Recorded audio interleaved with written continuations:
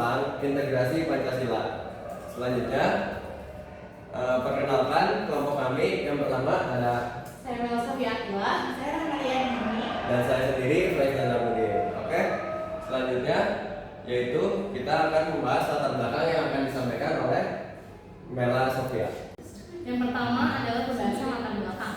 Jadi Indonesia adalah negara yang kaya akan keberagaman, baik dari segi suku, budaya, agama, bahasa maupun adat istiadat. Keberagaman ini telah menjadi bagian dari identitas bangsa sejak zaman dahulu. Namun di sisi lain, pluralitas masyarakat Indonesia juga menghadirkan tantangan sendiri dalam menjaga persatuan dan kesatuan. Perbedaan dalam aspek kehidupan dapat memicu konflik, ketimpangan sosial, dan bahkan perpecahan jika tidak dikelola dengan baik. Untuk mengatasi tantangan tersebut, konsep integrasi nasional menjadi sangat penting untuk diterapkan dalam kehidupan bermasyarakat dan bernegara. Integrasi nasional merupakan proses penyatuan berbagai perbedaan yang ada dalam suatu negara agar tercipta kesatuan dan keharmonisan dalam kehidupan berbangsa dan bernegara. Indonesia memiliki berbagai faktor pendorong integrasi nasional seperti sejarah perjuangan bersama, ideologi Pancasila, dan simbol-simbol negara yang menjadi perekat persatuan. Namun terdapat pula berbagai hambatan yang dapat mengancam keutuhan nasional, seperti kesenjangan sosial ekonomi, fanatisme kelompok, serta pengaruh globalisasi yang dapat menggerus budaya lokal. Dalam perjalanan sejarahnya, Indonesia telah mengalami berbagai fase perkembangan integrasi nasional, mulai dari masa prakemerdekaan, Orde Lama, Orde Baru, hingga era reformasi.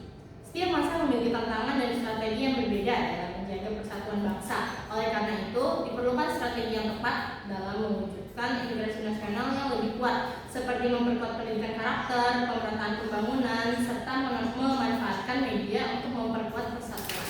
Untuk rumusan masalah pada pembahasan makalah ini adalah yang pertama, apa yang dimaksud dengan integrasi nasional dalam konteks pluralitas masyarakat Indonesia.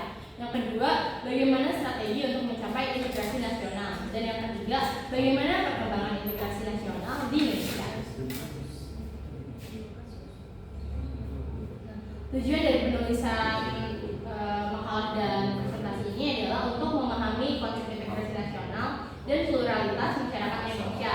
Yang kedua, untuk menjelaskan strategi yang dapat digunakan untuk mencapai integrasi nasional. Dan yang ketiga, menganalisis perkembangan integrasi nasional di Indonesia. Pertama adalah integrasi nasional dan pluralitas masyarakat Indonesia. Integrasi nasional adalah suatu proses penyatuan atau penggabungan berbagai perbedaan yang ada dalam suatu negara. Banyak faktor yang mendorong integrasi nasional di Indonesia, seperti faktor sejarah yang menimbulkan rasa senasib dan perjuangan, keinginan untuk bersatu, rasa cinta tanah air, rela berkorban, dan juga kesepakatan atau konsensus nasional dalam perwujudan proklamasi kemerdekaan, Pancasila dan UUD 1945, bendera merah putih, lalu kebangsaan Indonesia Raya, serta bahasa kesatuan, yaitu bahasa Indonesia. Selain faktor pendorong, ada juga faktor yang menjadi penghambat integrasi nasional di Indonesia, yaitu wilayah Indonesia sangatlah luas secara geografis. Adanya fanatisme terhadap suku bangsa tertentu, pembangunan yang kurang merata yang melanggar strategi integrasi nasional, yaitu inclusive development policy, serta budaya asli daerah setempat yang tergerus.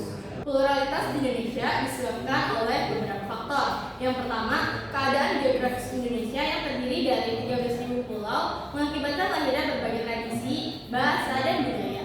Yang kedua, Indonesia terletak di antara Samudra Hindia dan Pasifik, membuka jalur perhubungan internasional sehingga memengaruhi masuknya budaya dan agama asing.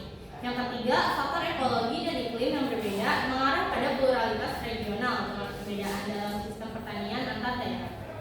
Selanjutnya yaitu ada materi tentang strategi integrasi, yaitu untuk mencapai integrasi nasional diperlukan berbagai strategi yang efektif.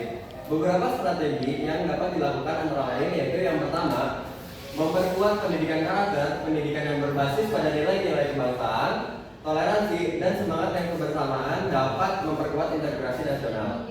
Mata pelajaran yang mengajarkan tentang keberagaman dan pentingnya persatuan dapat ditanamkan sejak dini. Selanjutnya, poin yang kedua yaitu membangun infrastruktur yang merata. Pembangunan infrastruktur yang merata di seluruh wilayah Indonesia dapat mengurangi kesenjangan sosial dan ekonomi antara daerah. Dengan demikian, kesenjangan yang ada dapat diminimalisasi. Poin yang ketiga, ada meningkatkan peran media-media massa, baik tradisional maupun digital, dapat menjadi alat yang efektif untuk menyebarkan pesan-pesan persatuan dan mengurangi polarisasi yang dapat merusak integrasi. Selanjutnya ada integrasi nasional Indonesia, yaitu perkembangan integrasi nasional Indonesia dapat dilihat dari beberapa fase, mulai dari masa pra kemerdekaan hingga masa reformasi. Poin yang pertama yaitu ada masa pra kemerdekaan, yaitu sebelum tahun 1945. Yang isinya yaitu Indonesia yang terdiri dari berbagai suku, agama, budaya, dan bahasa bersatu melalui semangat kemerdekaan. Beberapa peristiwa penting yang mempengaruhi integrasi nasional antara lain yaitu pertama, perjuangan melawan penjajahan Belanda dan Jepang, di mana berbagai kelompok etnis bersatu meskipun cara perjuangan berbeda. Next. Sumpah Pemuda tahun 1928 yang menjadi tonggak awal terbentuknya identitas nasional Indonesia dengan kesepakatan untuk bersatu dalam satu tanah air, bangsa, dan bahasa. Yang ketiga, ada proklamasi kemerdekaan pada tanggal 17 Agustus tahun 1945 yang dimana menandai lahirnya negara Indonesia yang bersatu meskipun masih menghadapi tantangan besar. Selanjutnya, masa Orde Lama tahun 1945 sampai dengan tahun 1966. Pada masa Orde Lama, semangat integrasi nasional semakin ditekankan melalui beberapa langkah penting, antara lain penyusunan Undang-Undang Dasar 1945 yang menekankan persatuan dan keadilan sosial untuk seluruh rakyat Indonesia. Yang kedua, ada peran kemerdekaan dan pembentukan Tentara Nasional Indonesia atau TNI untuk mempertahankan kemerdekaan dan membangun negara yang terintegrasi. Yang terakhir yaitu politik liberalisasi koalisasi politik, di mana berbagai kelompok politik berusaha bekerja sama meskipun sering terjadi ketegangan antara kelompok Islam, komunis, dan nasionalis. Selanjutnya masa Orde Baru pada tahun 1966 sampai 1998. Pada masa Orde Baru di bawah pimpinan Presiden Soeharto, integrasi nasional berkembang pesat dengan beberapa kebijakan utama, antara lain pembangunan infrastruktur dan ekonomi yang merata di berbagai daerah untuk meningkatkan kesejahteraan masyarakat, B. penerapan Pancasila sebagai dasar negara yang menyatukan suku bangsa dan agama, C. semangat Bhinneka Tunggal Ika yang menekankan keberagaman dalam kesatuan, D. meskipun ada pembangunan, kesenjangan antara pusat dan daerah mulai terasa dengan beberapa daerah menginginkan otonomi lebih, E. kebijakan represi yang membatasi kebebasan berpendapat untuk menjaga integrasi meskipun menyebabkan ketidakpuasan di kalangan beberapa kelompok. Selanjutnya ada kesimpulan, integrasi nasional adalah faktor penting dalam menjaga keutuhan Indonesia yang kaya akan keberagaman.